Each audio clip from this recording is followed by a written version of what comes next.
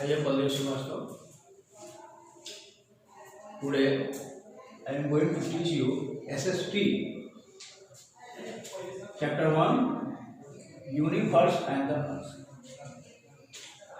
इस चैप्टर में पिछले क्लास में मैंने बताया था कि यूनिवर्स क्या है, ब्रह्मांड क्या है, अर्थ क्या है। तो the earth a living planet के बारे में बताया था, पिछले क्लास में मैंने चर्चा किया था। आज मैं बताने जा रहा हूँ आपको द मून, जिसको चंद्रमा कहते हैं, natural satellite of the earth.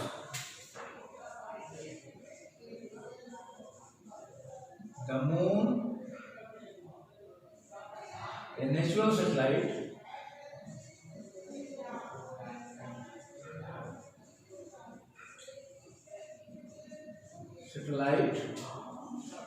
of the earth.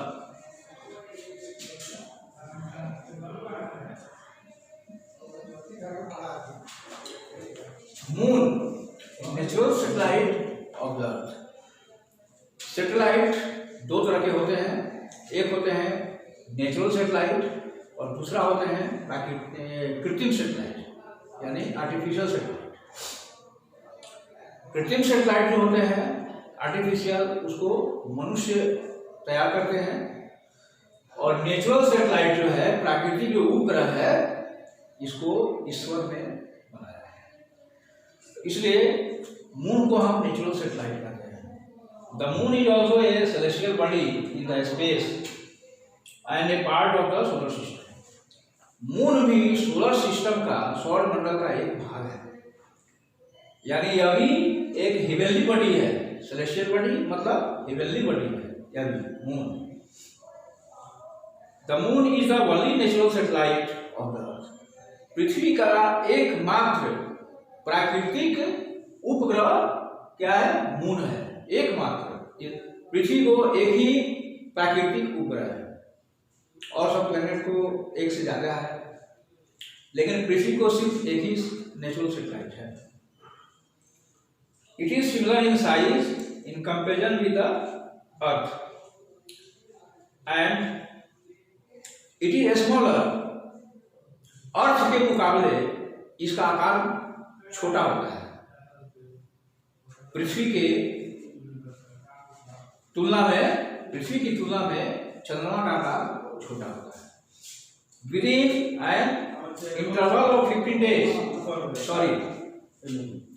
Earth and completes one revolution of the earth in 28 days, है ना।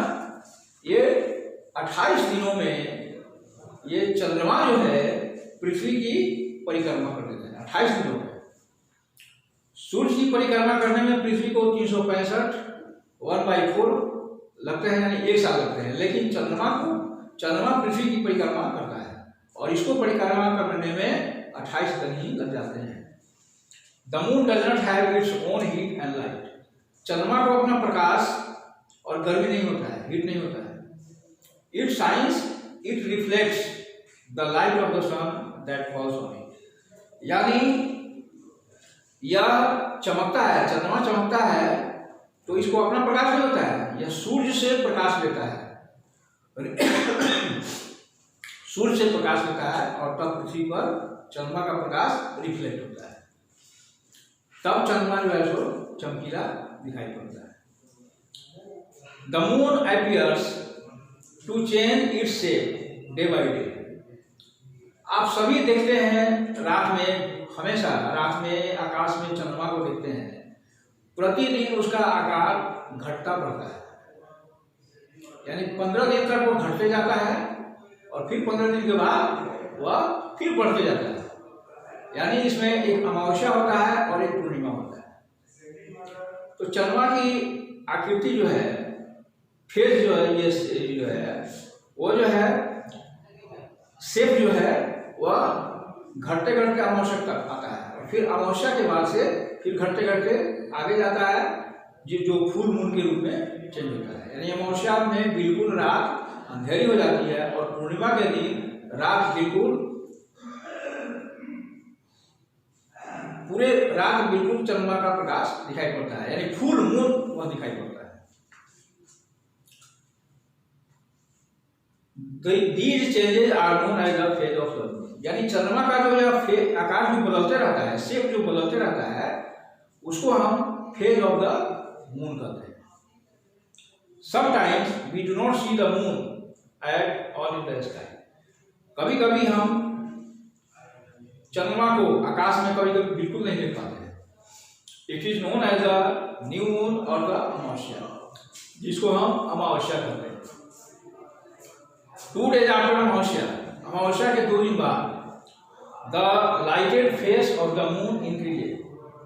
The lighted face of the moon यानी चंद्रमा का जो फेस है, जो लाइटेड है, फेस में जो लाइटेड फेस जो है वह इंक्रीजेज यानी बढ़ते जाता है। So we get an opportunity to see a beautiful crescent moon in the sky. तो इस तरह से हम आकाश में एक अर्धचंद्राकार जो है, ये अर्धचंद्राकार मून को हम, ये बहुत सुंदर दिखाई पड़ता है, तो अर्धचंद्राकार होता है, इसको हम देखते हैं। क्रिसेंट मून माने होता है अर्धचंद्राकार, क्रिसेंट मून, इसको कहते हैं अर्धचंद्राकार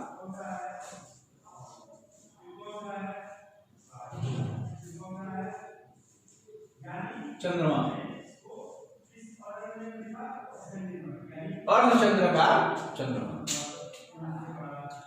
crescent moon is the curve, यानी यह घुमावदार होता है। कर्व माने घुमावदार, ये घुमावदार होता है।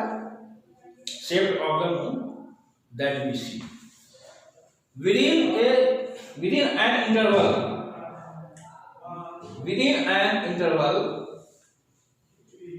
एक अंतराल के अंदर और 15 डेज 15 दिनों के अंतराल में the visibility of moon gradually increases and we see the complete round bright full moon. चंद्रमा की जो दृश्यता है वह धीरे धीरे बढ़ती है and we see the complete round bright full moon, जिसको हम वह आगे धीरे धीरे बढ़ते बढ़ते एक कंप्लीट राउंड में दिखाई पड़ता है, जिसको हम फुल मून कहते हैं। Which is also called purnima, यानी फुल मून को हम पूर्णिमा कहते हैं। सिंस देन यानी full moon is called Purnima.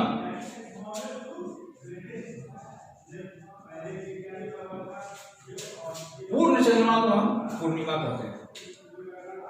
Since then the visibility of moon start decreasing, इसके बाद पूर्णिमा के बाद यानी चंद्रमा की जो दृश्यता है वो धीरे धीरे फिर घटते जाती है। Do you know what is an eclipse? Eclipse माने होता है ग्रहण। क्या होता है एक्लिप्स? माने होता है ग्रहण। एक्लिप्स माने ग्रहण। जैसे हम सुनते हैं ना या देखते हैं कि चंद्र ग्रहण, सूर्य ग्रहण, ये सब होता है। 2 ग्रहण होते हैं, चंद्र ग्रहण होता है, एक सूर्य ग्रहण होता है। Eclipse is blocking light of heavenly body by another heavenly object in the space. ये जो अंतरिक्ष है, अंतरिक्ष में एक्लिप्स क्या है? एक ब्लॉकिंग लाइट है, यानी किसी के लाइट को वह अवरुद्ध कर देता है। बीच में जब आता है, जब चंद्रमा आता है तो सूर्य के प्रकाश को वह अवरुद्ध कर देता है। Eclipse is blocking light of heavenly body by another heavenly object in the space. So generally during an eclipse, generally सामान्यतः एक्लिप्स के दौरान, एक्लिप्स के अंतर्गत दौरान there is a partial loss of light, यानी पार्शियल लाइट, एक हल्का प्रकाश जो है वह क्या होता है?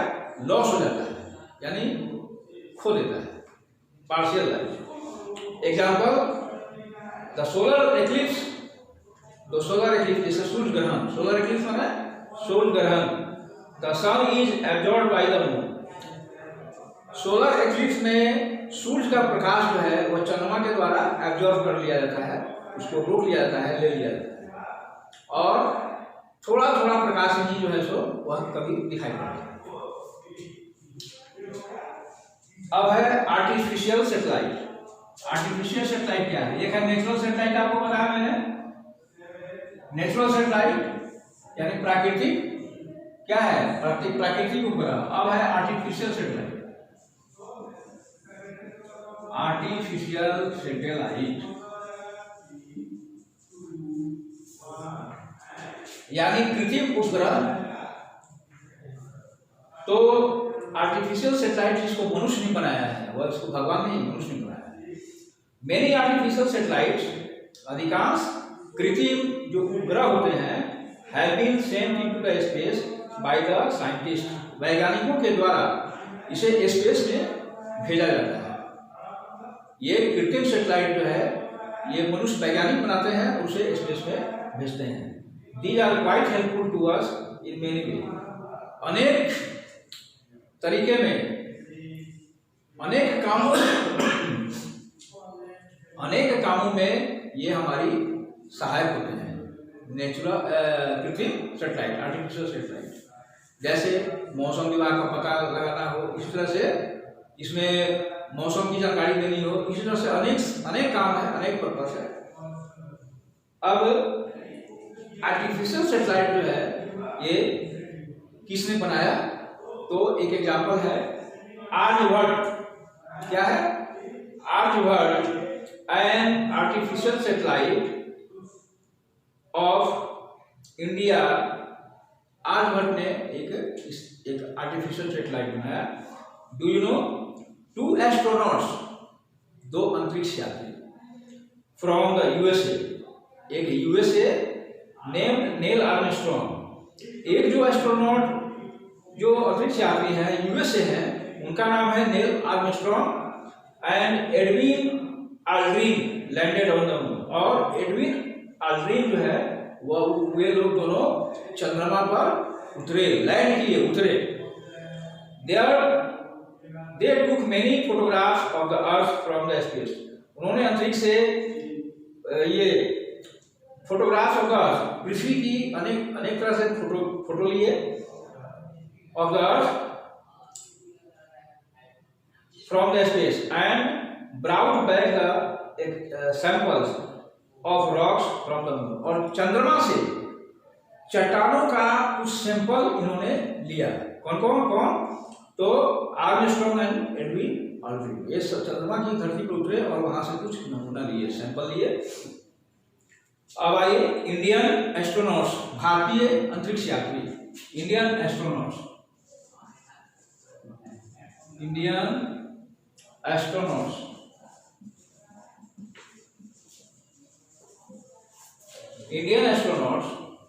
Our pride. ये भारतीय अंतरिक्ष यात्री जो हमारे लिए गौरव है। We are proud of our astronauts. हम लोग अपने अंतरिक्ष यात्री पर काफी हमें गर्व है।